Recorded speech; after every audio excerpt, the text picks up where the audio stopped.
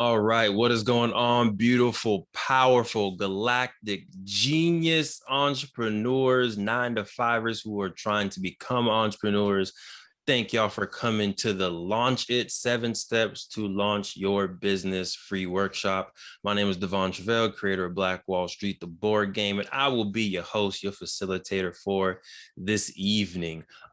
Quick check-in question, whether you're here live or you are watching it on the recording, go ahead and introduce yourself in the chat, put your name, put the city that you are repping today. It may have changed over the years, but whatever you're repping today, go ahead and put that in there.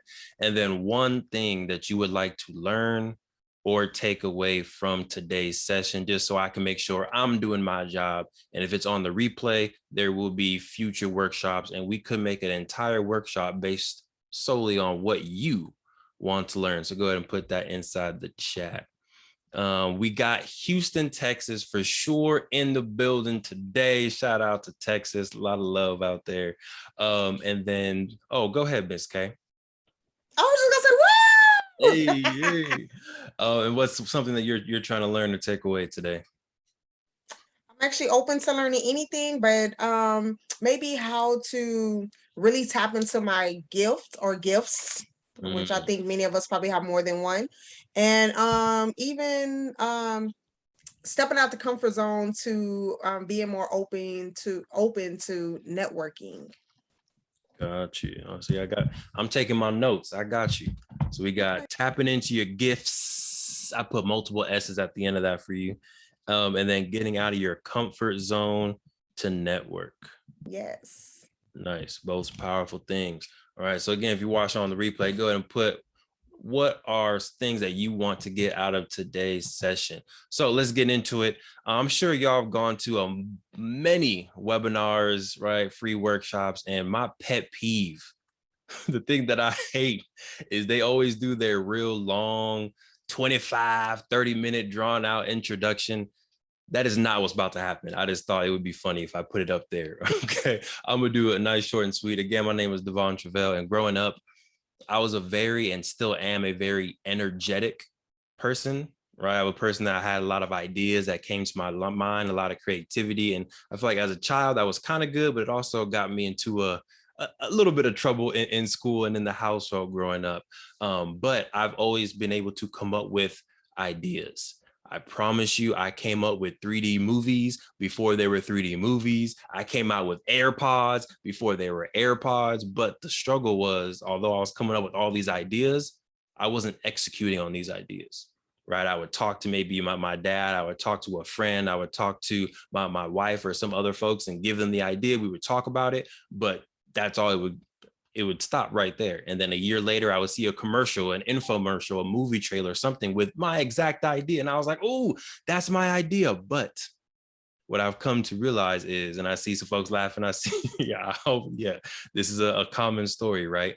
But what it is ideas are always out there. They're always in the universe. They're always in the ether. And you may pick it up at the moment, but at that moment that you got that idea, 100 other people could have had that same idea. But the key is, who's going to execute on that idea?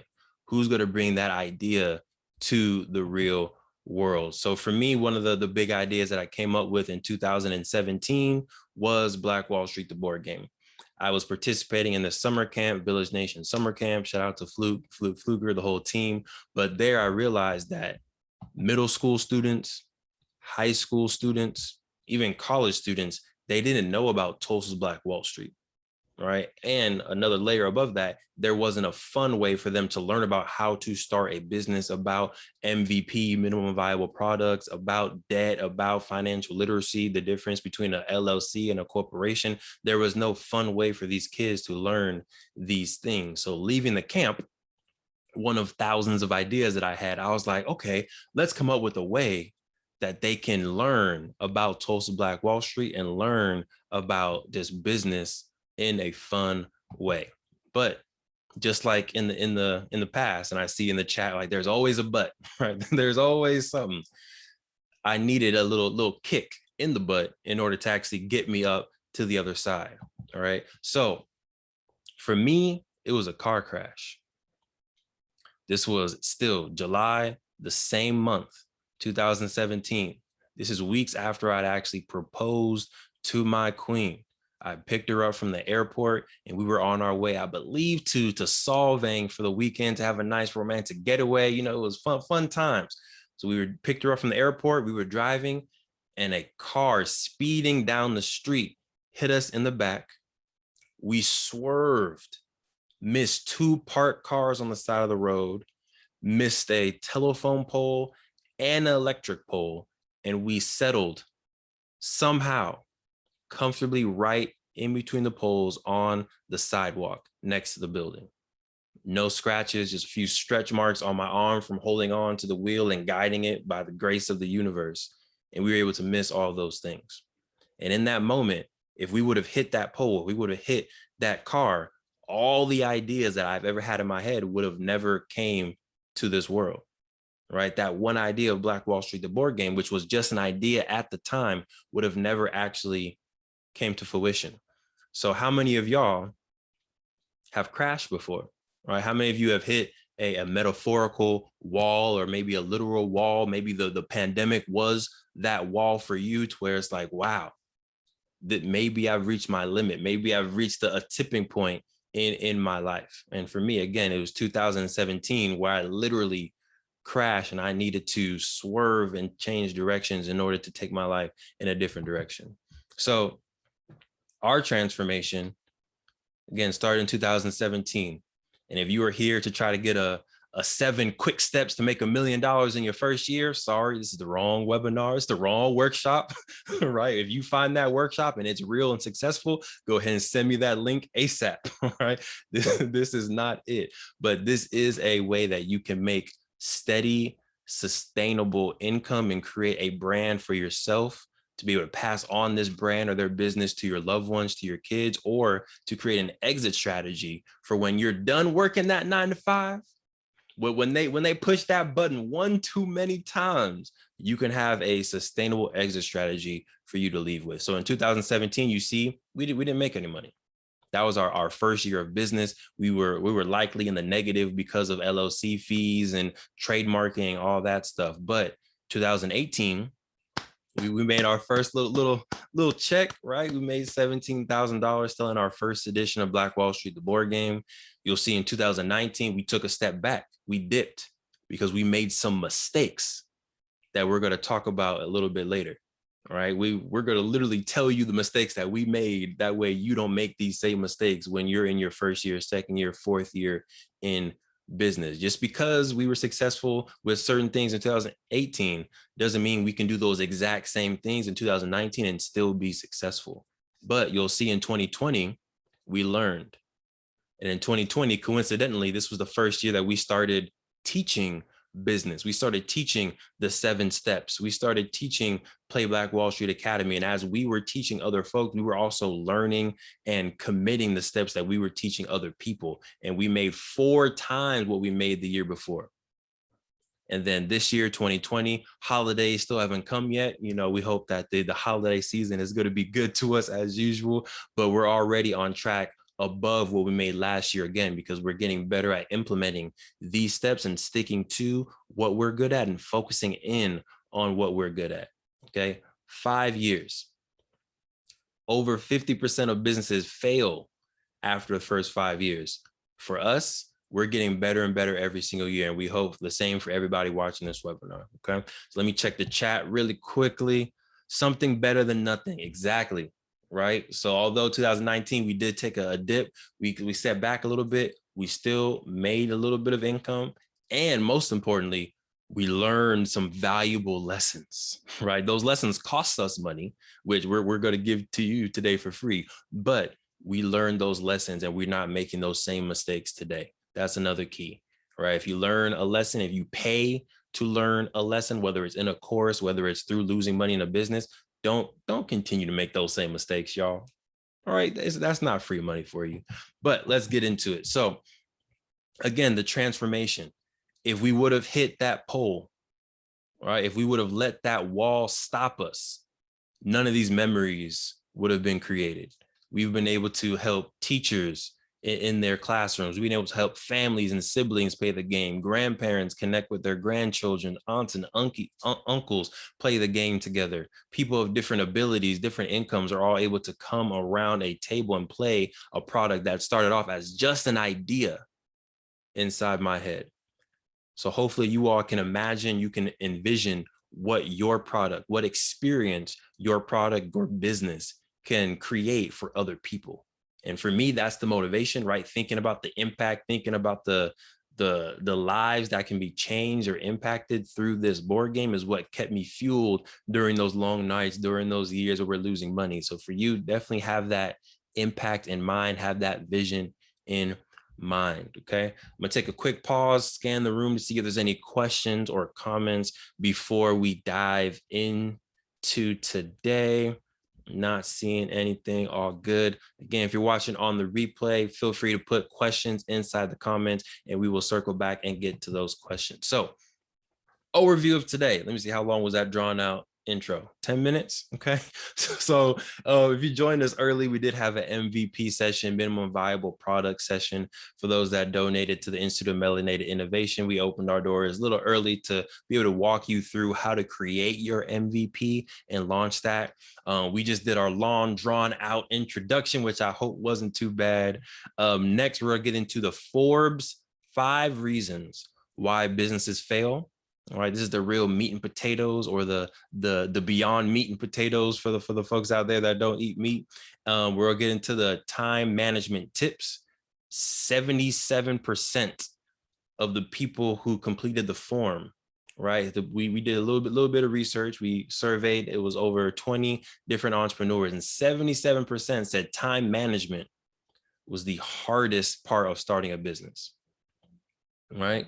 So we're going to go over some time management tips, all right? And 55% of the people we surveyed were people who were working a 9 to 5 and also trying to have a side hustle or had a business idea, right? So time is very valuable because they're doing so many different things.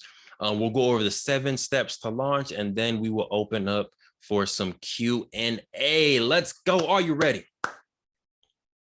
Ready? There we go. I see the claps, I see the smiles. Love it. So reason number 1, Forbes says most businesses fail is because they are disconnected from their target audience. Okay. In 1978, 7-Up, all right, the soda company, for those who might not know, 7-Up had 5.6% of the soda market share. They had one flavor, lemon lime, right? And they were known in the industry as the Uncola, right? So there was Pepsi, there was cola. They kind of positioned themselves opposite and separate from that. But they got a little bit greedy. They didn't talk to their target audience, and they started doing 7-Up Cherry, 7-Up Gold, 7-Up Diet, 7-Up Cola. And because they were doing all these different things, which their audience didn't want, they just wanted something that wasn't cola, they actually lost market share. And now they have multiple flavors, but they're only 2.5% of the market. So think about that. What does your audience want? And how are you connecting with your audience? Do you do focus groups? Do you have a Facebook group? Do you do Instagram polls? Do you do some research surveys? How are you not only connecting with them, but making sure you're giving them what they want? All right. Let me go to the chat really quick. Lost about half the market than they initially had. Exactly. And it costs them money to produce all those products. It costs them marketing money to, create the different commercials and the different ads, all to get less profit at the end.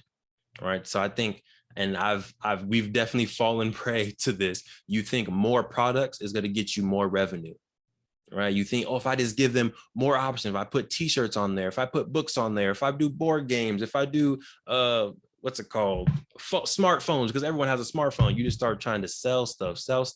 All of a sudden, now you are swerving in and out of lanes instead of dominating your lane, right? So definitely talk to your audience and connect with them.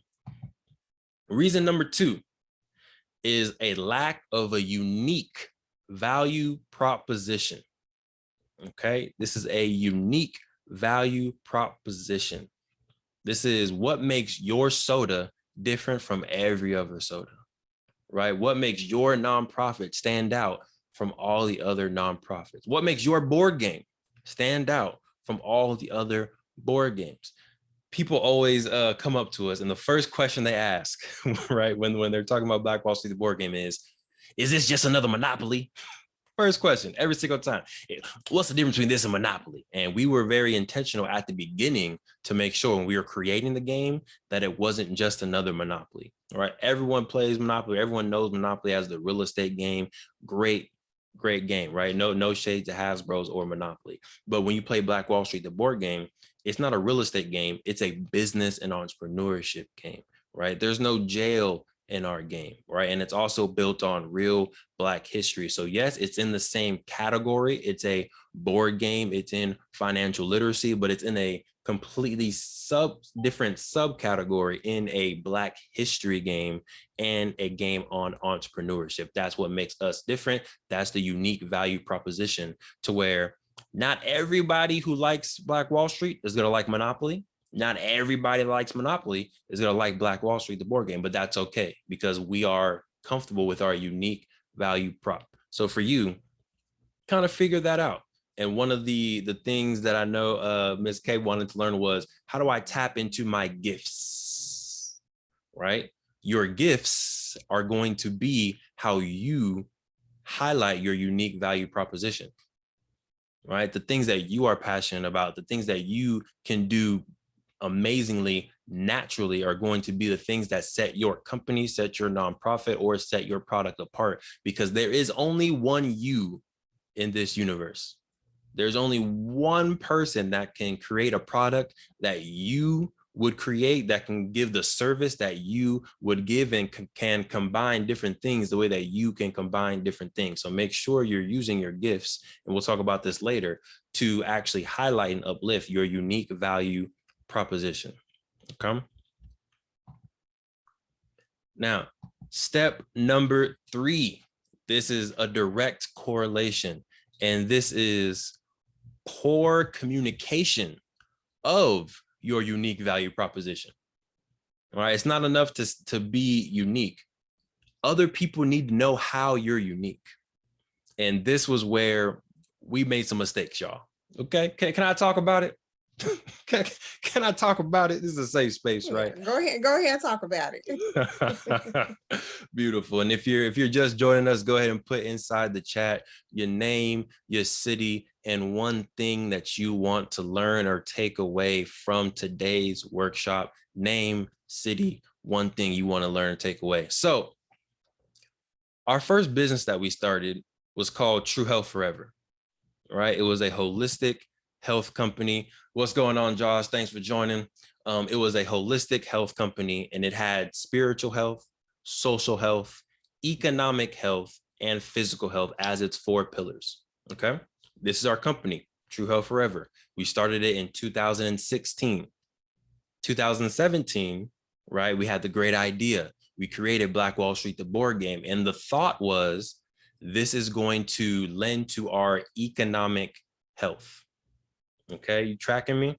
Right? It made sense to us. We're a holistic health company.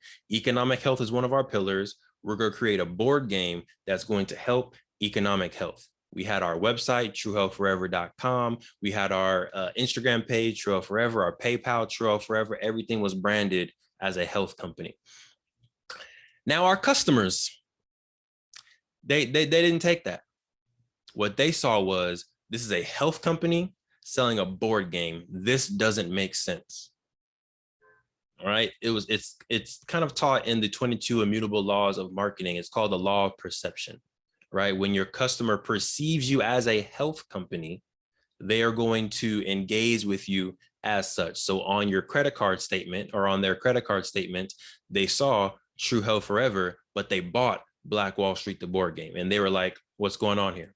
Is this a scam? Is this fraud? Are these health supplements? I bought a board game. Why am I receiving the True Health Forever? So we saw some of our Instagram followers go down. We saw some people asking for refunds, even though they received the product that they purchased, all because the name was different. It was poor communication, all right? It was getting this message, but it didn't match up with the message that they thought they were getting. So poor communication doesn't always mean that you are giving the wrong message. It could mean that you're giving the right message from the wrong source. All we did was create a separate Instagram, Play Black Wall Street. We created a separate website, playblackwallstreet.com, a separate PayPal, Play Black Wall Street. All the messaging that we were giving was pretty much the same, but it was coming from a source that the customers knew they can trust. It was coming from a source that the customers were expecting to get. And you saw our income went up 4 times just because the brand matched the product. Okay, so if you don't take away any lesson, that was one of the biggest lessons we learned, is sometimes you try to force the customer to see your vision instead of seeing the vision that the customer sees and moving the frame a little bit so that they see what you want them to see. All right, so think about that as you're going in. All right, we got Sacramento in the building. I want to know how to become a YouTuber, so when I become a sports announcer, I will be ready. Okay, Josh, I got my notes down. I got to make sure I write that: YouTuber and sports. Cool. Thank you for joining. I get it. I was like, they didn't see the connection. They didn't see the connection, right? And could we have done a better job at communicating that connection possibly on our website? Possibly, right? Maybe there was some additional webinars we could have hosted. Maybe there was more Instagram posts we could have done to help it connect. But I think we made a better move by creating a whole different brand that made it very fluid and it connected everything very easily, right? Reason number 4 is there's weak leadership or self-sabotage, okay? Interesting enough, same survey that we did to our entrepreneurs and business owners. When asked what's the hardest part of starting a business, only 5.5% said team management, which I find very interesting. Even if it's just you on the team, it's still team management, which turns into self-management. But management is a huge part of entrepreneurship. And it all starts off with, what is your plan, right? What is the strategy that you are going to start this business with? And as we go through the 7 steps, what's very powerful about completing the 7 steps is it creates that plan for you, right? And I'm not going to get into it now because we will go over time, but literally if you go through the 7 steps, after you're done, you will have a plan, a strategy of action to launch and complete your business. Now, step number 2 is, right, you have your road, you have your plan, you have your strategy. Now it's time to follow that strategy. This is another thing that I used to struggle with, and I used to have the plan, but I told y'all I'm an energetic person. I'm a creative person. So I'll see the 7 steps and I'll be like, well, you know what? How about I do step 9 instead? Or how about I do step 2 after I do step 5? Or how about I do this? Like, no, De'Von, there's 7 steps. They're in order. Follow these 7 steps in order and then launch your business. Or what we just did for our True Health Forever brand is we finally created a content strategy and schedule.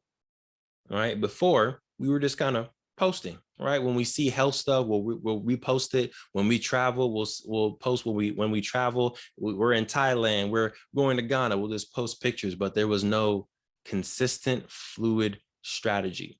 We now have a set thing. On Monday, we're posting quotes. On Tuesday, we're posting a minute snippet of our podcast. On Wednesday, we're posting another quote of the podcast from last week. On Thursday, we're going to post a reel. On Friday, we're going to post on YouTube and Facebook a long form video. On Saturday, we're going to post our blog and our post. And then on Sunday, we're going to have our live podcast. This is our rhythm. This is our strategy every single week. And we've already seen an uptick and our listeners and an uptick on our engagement on our posts, right? So create your plan and stick to that plan. And then lastly, time. How many of y'all have a 9-to-5 and you do your best to show up on time every single day? All right. And you'll even stay until 5. You'll work overtime, right? Some of y'all stay until 5:05, 5:30. Some of us are working weekends. That's how much we love our job. We're working weekends, but when it comes to our own business, we don't clock in. when it comes to our own intellectual property and building our own brand, we aren't doing the same time and consistency that we do for somebody else. And I'm not saying you need to put in a full 8 hours for your day job and then another 8 hours for your business. There's only so much time, but I am saying, how can you dedicate 1 hour every day or Monday through Friday to your business? How can you make sure you are clocking in on a consistent basis for your business, just like I used to clock in for McDonald's? The thing about McDonald's is it's open 24/7, right? Right? I used to work those shifts. I worked the 9 p.m. to 5 a.m. shift. I was there at 2 a.m. when the people were getting off. Someone is always there giving the customer service and giving the value to the customer. And that's why McDonald's is seen as one of the #1 fast food restaurants out there. Right. So how can you make sure that you are there for your business? Maybe not always there, but you are there for your business. Okay. Let's keep it going. I agree. Self-sabotage. Yes, that is a huge one. Okay, we're going to some tips and tricks. And if anybody has questions, if you have comments at any point, feel free to either put them in the chat or you can unmute and go ahead and share as well. We're going to go into 5 tricks and tips to manage your time. Okay, and these were made specifically for our 9-to-5ers. Right, you're juggling multiple things. Maybe you're parenting, maybe you have a partner, you're doing all this other stuff. So time is your most valuable asset. So we're going to go through some things that you can do to maximize it. Number 1, love this one. Okay, I have my handy dandy planner right here.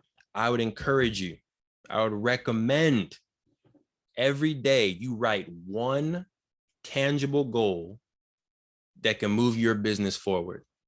And this is a goal that you can complete within 24 hours. Okay, one tangible goal. This can be to post on social media. This can be to email back a customer. This can be to find a conference that makes sense for your niche. Just find a conference, right? The next day you can register for the conference, right? But every single day, or Monday through Friday. For me, it's every single day because I'm a workaholic. But for you, it can be Monday through Friday. Write down one tangible goal that can push you forward. Okay. And if you're watching live or on the replay, go ahead and put in the comments right now, what's one thing that you can accomplish tomorrow that will push your business forward? Just one tangible thing for your business that will push you forward. Go ahead and write that down. Number 2, use your lunch break to learn. Okay, can be on YouTube. This can be reading a book. This can be doing an online course during your lunch break. But as you're consuming your nutrition, as you're consuming your food, take 5, 10, 20 minutes to learn something that will help you, right? If you want to start a YouTube channel during your lunch break, go on YouTube and search how to start a YouTube channel and watch that 10, 20-minute video. And by the end of your lunch, guaranteed, you'll be able to start an Instagram page. That's step 1.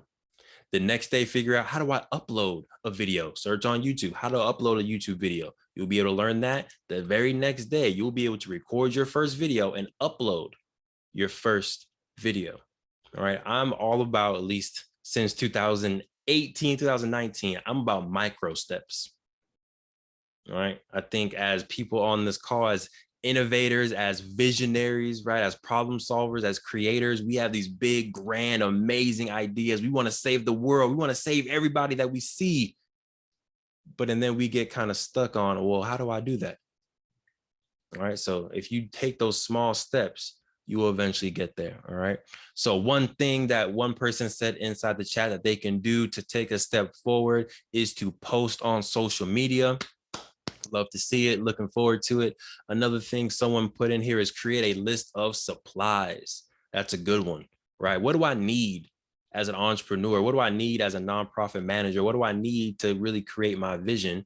Let me get that list and then slowly but surely start getting those supplies. And remember that those supplies are tax deductible. That's a whole nother webinar, right?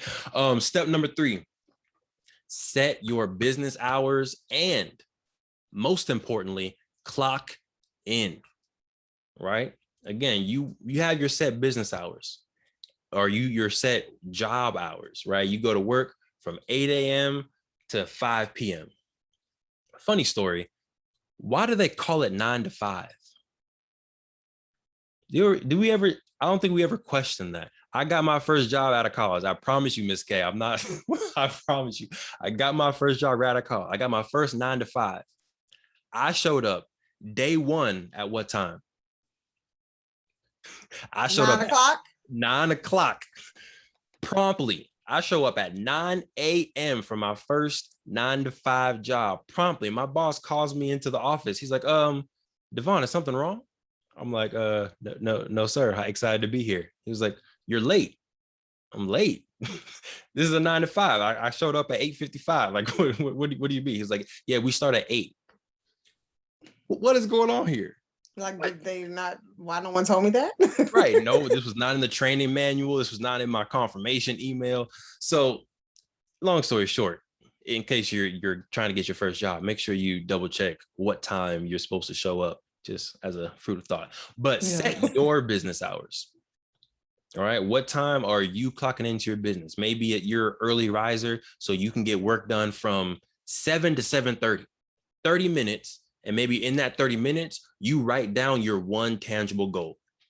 Every single morning, you wake up 7 o'clock and your number one goal during that 30 minutes of business time is to write down your tangible goal for the day, right? Your second business hours can be maybe 5:30 or 6 o'clock to 7 o'clock, right? Again, you don't need to put in 8 hours per day, but you need to clock in Monday through Friday. You need to clock in on a consistent basis for your business to get those results. The second half of that is some of y'all may be workaholics like me. And you may have a partner, a wife, friends that want your time outside of your business. All right. This is my problem. I'll be on vacation. I need to work. All right. It'll be 10 o'clock p.m. I need to work. My queen wasn't on that page, and understandably, right? So we had to set up business hours, not to make sure that I was getting work done, but to make sure I was getting life done, to make sure I was giving myself to my queen and to other people in my life and not zoning out and only focusing on business. So the business hours can help you get stuff done, but it can also make sure you don't fall into the trap of only getting work done. Yes, thank you. Yes, that is always the hard part. That is always the hard part. Yes, that's very important. Agreed. I have a question. So yes. What is automate? Oh, we're gonna get to that. Oh yeah, I got you, Josh. You're excited. I love it. We're gonna get to that right after the notebook. Okay. So number 4. Let me get to it. I mean, I'm probably talking too much. Number 4, use a notebook or planner to write down your annual, monthly, weekly, and daily goals. All right. There was a study done by Stanford MBA students. There was a class of students where, they didn't set any goals. There was a class of students where they set some type of tangible goal. And then there was a class of students that wrote down their tangible goal. All right. These are Stanford MBA students. And out of these scholars, the people who wrote down the actual goal made the most money by far out of all the graduates. So there's something psychologically about writing things down. So I highly encourage you, get a planner, right? I know most of us use our phone, but get a planner, get a piece of paper, get a notebook, and write down what's your annual business goal for this year. And then break that big annual goal, right? It can be, I want to get a space for my nonprofit or business. It can be, I want to get 100 subscribers for my YouTube channel. It can be, I want to sell 1,000 board games. This is your annual goal. Now, what do you need to do per month to get to that annual goal? Break it down. Now, what do you need to do per week to get to your monthly goal? Break it down. Now, what you need to do per day to get to your weekly goal? Break that down, right? Micro steps will help you get there. Now, number 5, Brother Josh's favorite, automate. Time is your most valuable asset. So what you need to figure out is, how can I multiply time, or how can I make sure that I can get things done without me putting time in? Perfect example. For Black Wall Street, the board game, we used to get tons of emails and DMs and people on our contact page asking us questions on how to play the game, right? What happens when I pass go? What does City Hall mean? How do I invest in a business? Where are the houses? Like this kind of like questions, right? Easy questions that are typically in the rule book, but maybe they didn't have time. Maybe they lost the rule book.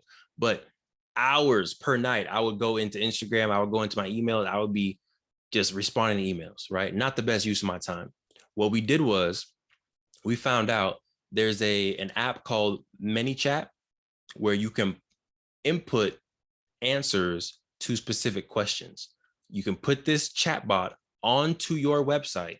So now if someone has a question, hey, my shipping is delayed, there's an automatic response, automate. There's an automatic response that they get that I've already typed out and given to them. When they ask, hey, what's City Hall for? There's an automatic response, right? I've answered that question 50 times, so I know how to answer it, but now I just answer it once and the robot can answer it for me 1,000,000 times with me sleep, okay? That's one example. Another example, have y'all ever gotten an abandoned cart email? Right, to where you've gone on some website, you put it in your cart, maybe on Amazon, you put it in your cart, or you're on Dianu, Rare X, Play Black Wall Street, you put something in your cart, but you don't purchase something. You forget, you go eat lunch, you put your phone down, your phone died, whatever happened. Within 2 hours, 3 hours, you get an email, at least from our website, that says, hey, did you forget something? There's something in your cart. Head back to Play Black Wall Street and finish your purchase. All right. That's automated. We set that up. If someone puts in something in their cart and does not purchase, within 2-3 hours, email them to remind them to purchase. That's automation. I'm trying to think of one more good example. Okay. Oh, go ahead, Ms. K. Okay, I was gonna say, because this is probably what your eye was, I'm not sure. But I was thinking, what about you know how you got these different apps and stuff now? I know you was mentioning how you have stuff where you schedule for based on your schedule, you already have the stuff pre-planned, so to speak, with the exception of the live. So I'm wondering if like apps like Later or even parts of Canva, other stuff, like if you just spend that one day, you still have to go do the work maybe once a week or whatever, like creating all your content, but then it automatically will post your stuff based on the schedule. So I don't know if that's the same type of automation, but that is a form of, you do it that one time, it spreads. You may have to go create the content again, but at least you don't have to go back, oh, let me do this post today, let me do this post tomorrow, so forth. I don't know, but. Perfect. No, exactly. So this is not to put my queen on blast, but this is a struggle my queen has because it takes her a while to write captions. I don't know what it is. I don't know what it is, but it takes her a minute to write a full caption. It could be because, you know, she's that's you too, Josh. Come here, I don't take hours just writing captions, man. So her personality, she's a perfectionist. She wants to make sure that all the words are said the right way, the grammar is correct. Me, I'll write a caption, 5 minutes, there'll be 3 spelling errors. She'll write a caption, it's perfect, right? It's flawless. So yes, it takes her a while, but it is flawless. But for her, what helps is exactly what Miss K said. She'll go on her computer instead of her phone. She'll set aside an hour and she will go ahead and maybe schedule out 5 to 6 posts within that hour. When she's locked in, she's in the zone, she can copy and paste all of that stuff. And now it's set and it's good. So even for you, Josh, thinking about YouTube, in YouTube, you can upload a video, create your content or create your caption, your description, and then you can set it to schedule and post later, right? Or if you're going to go live, you can create a live, but schedule it to go live later. And what that does is you need to give the YouTube algorithm at least 12 hours before your premiere is seen by a lot of people. So if you just do an instant premiere, you go live right now, it's only going to be seen by a few people. But if you schedule it at least 12 hours ahead of time, now all of YouTube universe can see it, set a reminder, and you can get more eyes on it when you do go live. So there's a lot of different tools and ways that you can automate. I would say. Thanks for that nugget. Oh, I got you. Does it have to be exactly 12 hours? It can be more. Okay. Yeah, like we will do it 3-4 days in advance. Right. So the key is you just want to put it out there so that people can start to see it. You can start to get some impressions. People can set reminders for it. And then that way, when you finally do go live, whenever you scheduled it, you have a audience waiting for you rather than an audience that was surprised that you showed up. Right. Kind of like a party, right? Can you just throw a party immediately, or do you say, hey, be here this time, I'm having a party? Wow. I didn't think of that way. That's crazy. What time, Josh? I said I didn't think of it that way. All right, got you. So those are the tips and tricks. Again, those are some of the things that help transform what we do to actually start making profit. In 2017, we were fresh, right? We didn't know really what we were doing in business. 2018, we learned a little bit, but we still didn't quite know what we were doing. 2019, as you can see, like we took some L's again because of the whole True Health Forever versus Play Black Wall Street perception of things. But by 2020, we were able to then learn from those mistakes and really take it off, right? Like Josh did, pew, we were able to really skyrocket out there in 2021, a lot of the same. And we're hoping every single year, we're not hoping, we are planning, we are being strategic that every single year we will continue to have successful years because we will implement these things and other lessons we've learned. Okay, so let's keep it going. Reason number 5 is a losing business model. Your business model is kind of like your environment, right? This is the environment that you choose to be in. And there's 5 different business models.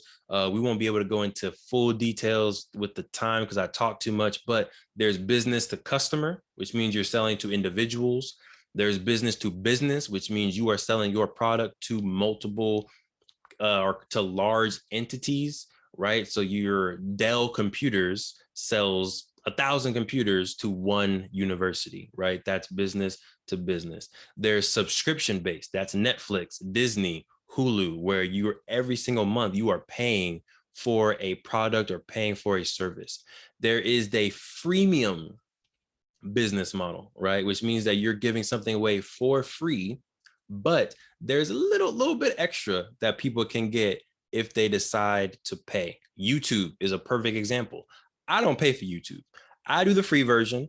I ignore all the ads on there, and then I go ahead and get to my video. But if you want to pay for YouTube, you can watch with no ads. And you can download music, you can download the videos, you can do all types of other cool stuff if you pay for it. That's the freemium business model. And then lastly, there's the user-generated model. Every social media business is a user-generated model. That's where not the owner, right? If it was only Mark Zuckerberg on Facebook or Meta, it wouldn't have nearly the same impact that it has today, right? It's because you're posting, it's because I'm posting, it's because your mom's posting, your grandma, your auntie, your kids, because all these users are posting. That's why this business is now valuable. All right. So those are the 5 different business models. It's up to you to figure out which business model is right for your business idea and product. Okay. Now, the piste resistance, the reason why you came, the 7 steps to launch your business. Okay. Feel free. You can take your pictures, take your screenshots, all that good stuff. This is being recorded, so you will have access afterwards. Feel free to ask some follow-up questions as well. We may go a little over time. Apologies, but this is good information. So step 1, you need to define the problem.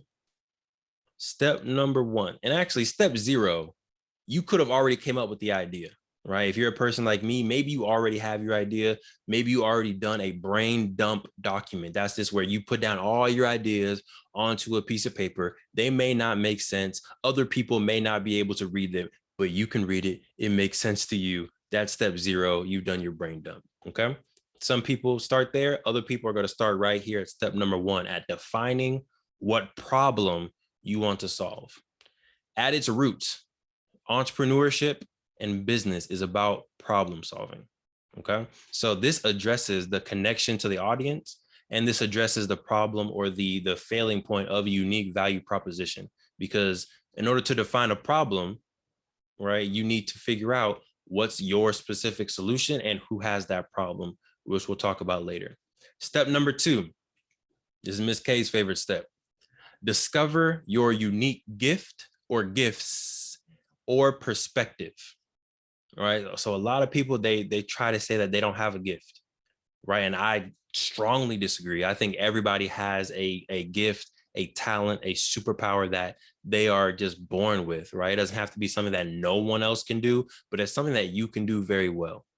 Or you have a unique perspective to a situation, right? Maybe it's your gender, maybe it's your occupation, maybe it's because you're a parent, maybe it's because of where you're living, maybe it's because where you haven't lived. It could be because of the language that you speak. You have a unique perspective. It's up to you to define and determine, 1, what is your unique gift or multiple gifts? And then 2, how do you uniquely see the world because of your experiences and because of who you are? Right. And if you're just joining us, thank you. We're on now the 7 steps to launch your business. Go ahead and put inside the chat your name, the city that you are repping, and one thing that you hope to learn. So for us, step 1, define the problem. The problem was middle school students and high school students didn't know about Tulsa's Black Wall Street. That was our problem, right? Even in this presentation, the problem is 9-to-5 entrepreneurs are struggling to find time to launch their business. That's the problem, right? Step number 2, define your unique gift or perspective. My unique gift is I love games. Love them. Always did as a kid. Other unique gift is I love Black history and I am a Black king, I'm a Black man. So I use that perspective in my businesses, right? Step number 3, define your audience, right? Who has the problem that you define in step 1? This is going to help you address the connection to the audience because you've said, this is my audience. 9-to-5 workers who don't have time to start their business, but they want to. That's very specific niche. It's a very specific audience. It addresses the unique value proposition because now you can talk directly to that consumer in the language that that consumer or that audience member can understand. And then lastly, you'll learn how to communicate that value proposition with them. Okay, so define your audience. Go ahead and put inside the chat who your audience is. Who do you think your customer is? If you're creating a YouTube channel, who is that YouTube channel for? If you have a nonprofit, who does your nonprofit serve? All right. Step 5 is beginning to be my favorite. Oh yeah, step 5 is fun. Step 5 is fun. Okay, but step 4, develop. Yeah, Josh, you're always having me go to number 5. I got you now. But step 4 is to develop or brainstorm what is the product that you are going to offer. Okay, so you've already determined the problem. This is what I'm trying to solve. You determine your unique gift, this or perspective. This is how I'm going to uniquely enter the market. You determine the audience. This is who has the problem. Now you use those 3 steps to create the product. All right. And this is, again, going to address the audience connection. This is going to address your unique value proposition because your gift, your perspective should be seen in your product. Right. Again, what makes Monopoly different from Black Wall Street, the board game, is the fact that there's Black history in it. There's me inside of this game. And that's why it's unique from the other games out there. Okay. Now, Josh's favorite, step number 5. Right. And hold on, we got Jennifer in the house from Roanoke Park. I'm saying that all wrong. Roanoke Park, California, hoping to get my business launched. I have a lot of ideas, but need some direction. You came right in time. All right. Okay. I like the idea of gifts and perspective. Yes. Thank you, Ms. K. Okay. Going into it. Step number 5. This is to create your MVP, minimum viable product, MVP. This means for as little money as possible, as little time as possible, how can you make your business a reality? Okay. So for us, our MVP, I do have it. I don't know if you're gonna be able to see this, but our MVP was a cardboard box. This was the first 0th edition of Black Wall Street, the board game. Okay. It costs no money. It took about an hour to make, but it let me see that, okay, the idea that's in my head can be real. I can make a board game. Okay. So for you, figure out what's your MVP. If you want to launch a YouTube business, can you make a video? That's step one, right? YouTube is a video-based platform. It doesn't need to be high quality. If you look back to our YouTube channel, the first videos on there are terrible videos, but they're an MVP.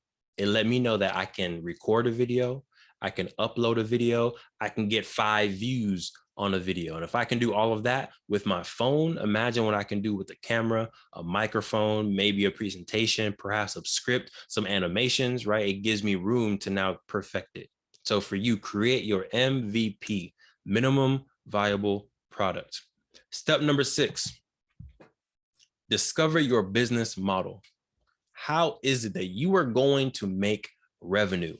Who are you selling to? How much are you selling the product for? How much does it cost you to make that product? And how many of those products are you trying to sell to how many people?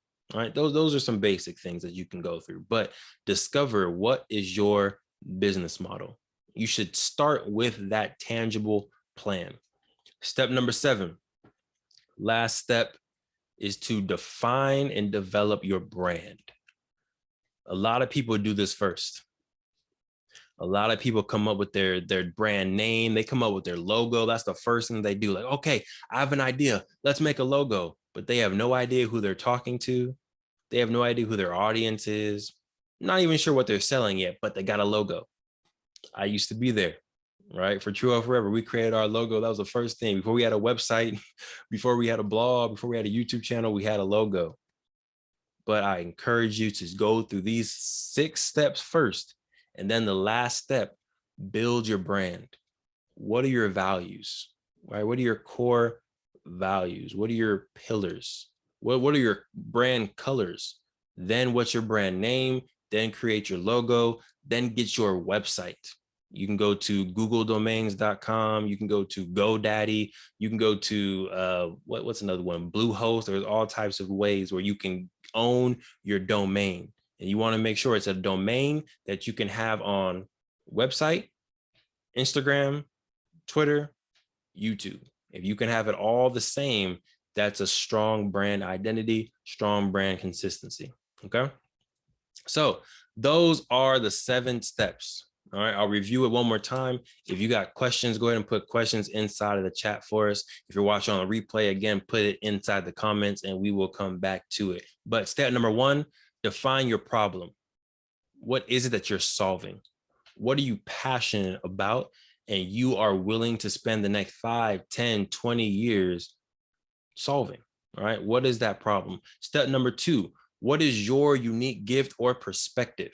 Something that you're great at doing naturally. Me, it's talking, it's learning, it's editing videos, creating presentations, learning about Black history, all that stuff. For you, it can be creating videos, it can be sports analysis, it can be dancing, it can be doing nails, it can be creating presentations, it could be lifting weights, anything that you're good at. Or what is your unique perspective in life? An interesting perspective that I had when I was younger was, I don't like to read, right? That was my perspective. So I made a game so that you can learn without reading, right? So for you, it could be, what do you not like to do? What are you good at doing? Where do you live? Gender, religion, beliefs, all of that can help inform your unique perspective. Step number 3, define your audience. Who's your customer? Who's your base? Who has the problem that you are passionate about solving? Step number 4 is develop the actual product, right? And you should develop the product while talking to the audience. Do surveys, do Instagram lives, do Zoom interviews to where you're saying, hey, I want to create this YouTube channel for you. I want to create this product for you. Would you buy this? What do you think about this? How can I make it better? Right? And they'll give you live feedback and let you know what, I would prefer 5-minute videos instead of 30-minute videos. And now, don't waste your time making 30-minute videos because your audience wants 5. minute videos. Something to think about. Step number 5, Josh's favorite, create your MVP, minimum viable product, for as quick as possible, for as little money as possible. How can you make your idea real, right? You want to do a nonprofit organization where you are donating 10,000 shoes to children in need across America. Perfect. How can you donate 10 shoes to people in LA? That's your MVP, right? So it can work for events or it can work for products, right? You want to start a YouTube channel and get 100 subscribers. Beautiful. How can you upload one video and get 1 view? That's your MVP, all right? Step number 6, discover your business model. How are you going to make money? Who are you selling to? Who's your audience? How much are you selling it for? And how much does it cost you to get that product? And then last but not least, what is your brand, your name? Get your website. What are your colors and what are your company values? Thank you, Ms. K. Appreciate you. All right, let's keep it going. Any questions on the 7 steps? No, feeling good. Cool, keep it going. So if you want to grow with us, we encourage you to grow with us. We give a lot of free content across Instagram and our YouTube channel. See, Josh, we got a YouTube channel too. We can do it, you can do it. But you can follow us on Instagram, Play Black Wall Street, where we give, again, information and inspiration for entrepreneurs. And then you can also like and subscribe to our Play Black Wall Street channel, where we're also giving more business tips as well. And as usual, you can go to www.playblackwallstreet.com to get our board game and other content. Now, my question for you all is, what's next? All right, for you, in the position that you're in right now, what is it that you need next? Or what is one action that you are going to take that's going to propel your business forward? All right, I'm gonna let that question sit there for a second and see if there's any answers from our audience.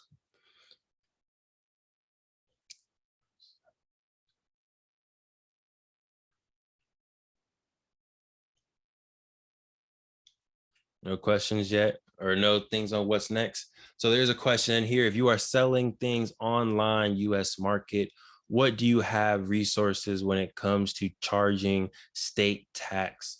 All right, so I would say, one, I'm not a tax professional, so definitely talk to your CPA or tax professionals, but Amazon and Shopify have built-in tools to help you collect sales tax.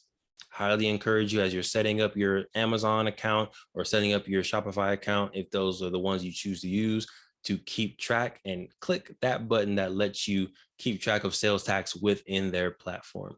All right, that's all I feel comfortable saying with sales tax. I know taxes and sales tax is a slippery slope, so I don't want to send you any wrong direction. Highly encourage you to ask a CPA or tax professional, but if you're using those 2 tools, they help you collect those sales taxes. Okay. Wonderful. Great. Greatness. Okay. Yes, it's a slippery slope. Indeed. Indeed.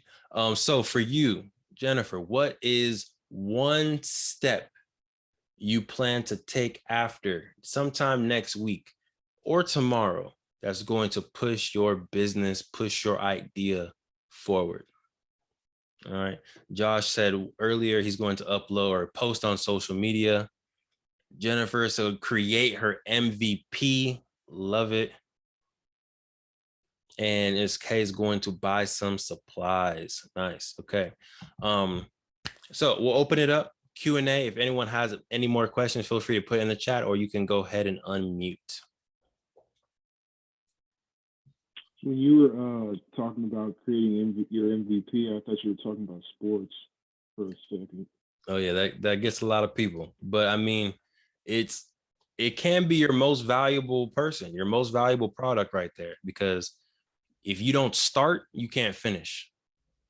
All right. And your MVP is literally your start. Your MVP is you saying, I can do this. I believe in myself. I'm going to put my commitment forward. I'm going to put my idea out into the world in some physical form. All right. So create your MVP, Josh. Look, create that first video. Hey, this is Jennifer. Can you hear me? We can. So I have a question regarding so I do have an idea for a product, but it's definitely going to take more of researching in terms of getting the MVP going, because it is like you would say beauty product, or that sort of thing, which is why I think it's taking me so long to pursue that route. So in the meantime, I was hoping to just, in terms of just selling something online, pursue the route of like a drop shipping store, just to get the hang of like website, like all of that, right? Like that's where my sales tax question came from. So I was just curious, like how would you even approach, or like what kind of resources would you seek out if like you have a very specific product in mind? Obviously, like there's like health, there's like, all of these things. Like, is that a partnership with a manufacturer first, or how does that like work? Right. So you have a few different options, and I don't know how, like, what your niche is when it comes to your hair care products, or when it comes to your products. If they're going to be super organic and conflict-free source, then obviously there's the list of manufacturers may go down. Or if it's going to be more of a L'Oreal-esque type thing where you have a little bit more options. Not sure. You have two, I think, different routes you can go. The first route is contacting some large manufacturers and distributors and see if there's any white label shampoo companies that you can put your label on, right? So this can be going to a source like a Alibaba. This can be going to other sources that have the shipping products or have the shampoo products that you're seeking, and then you're creating your brand from it. You're not creating it from scratch, but it can be you get one shampoo and you figure out, can I sell this one shampoo? Now, after you do that, another route, or a step number 2 route, is how do I now make these in home? I've been to some business vendors and some farmers markets where there are people that know how to make their own shampoo already, right? So it's, how can you maybe go to these conferences? How can you go to these farmers markets and find someone who knows how to do what you're trying to do, and either partner with them or create a white label partnership with them, to where they're making it, they're selling their own brand, but they also sell extra to you or wholesale to you for a discount to allow you to white label it. Or if you're really a people person, or you find just this angel out there, they may be willing to help you learn how to make it as well. All right. So those are kind of the two options I would see in my position. One, big company white labeling, or two, smaller company partnership or white labeling.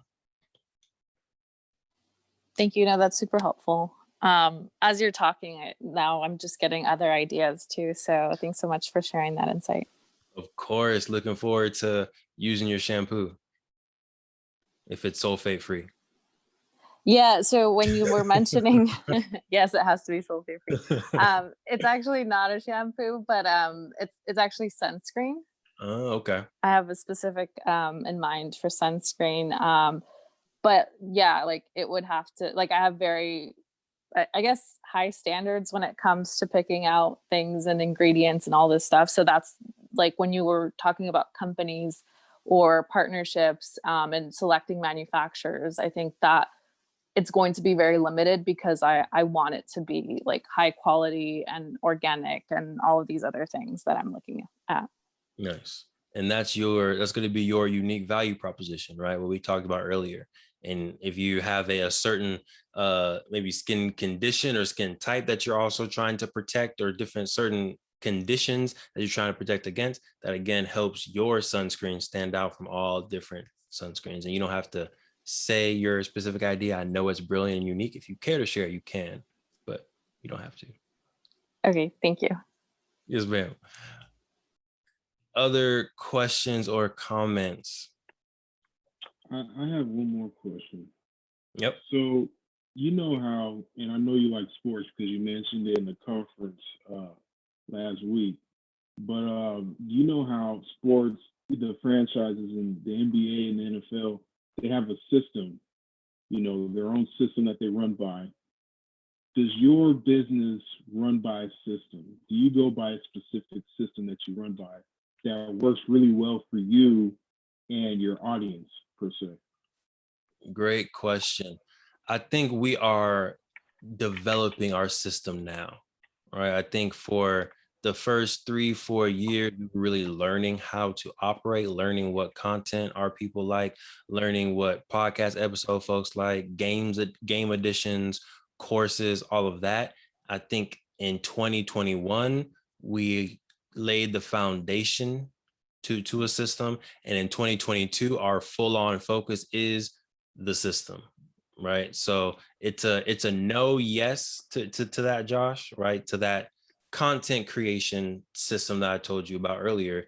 That system is in place and we're going to run with that all of next year. For Play Black Wall Street, we need a content schedule. We have a product schedule, but we don't have a specific content schedule that we've done for an entire year yet. If you check our Instagram, you'll start to see that there's a post or a motivational or inspirational post that's a black tile with white text, right? And you see it all down the line. So that's the new kind of posting system that we're getting used to, right? A reel, an Instagram post, and then something motivational. Reel, Instagram post, something motivational, YouTube video, right? So we're building that out, but still need to master it. Great questions. Great questions. Okay. Beautiful, amazing, talented, inspirational, creative, galactic people.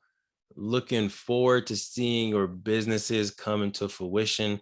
Please make sure you take that one solid step next week. If you need someone to help you support through the journey to and through your idea to business, feel free to go ahead and reach out. You all should have our emails and our Instagram as well. We're not working with too many people, but if you got something, feel free to reach out and we can either give you some quick feedback or we can give you more long-term support. And we do plan to have more workshops just like this on very specific topics. So this was part number 1 on kind of broad 7 steps to launch and the 5 things that are making businesses fail. But after we get feedback from you all, we'll be able to dive into maybe more specific topics for the entire hour to really give you the most value. So feel free to give us those topics. And then in the future, we'll create workshops specifically on that. Let me check this chat one more time, and then we can get out of here and have an amazing dinner or evening, depending on what part of the world you are in.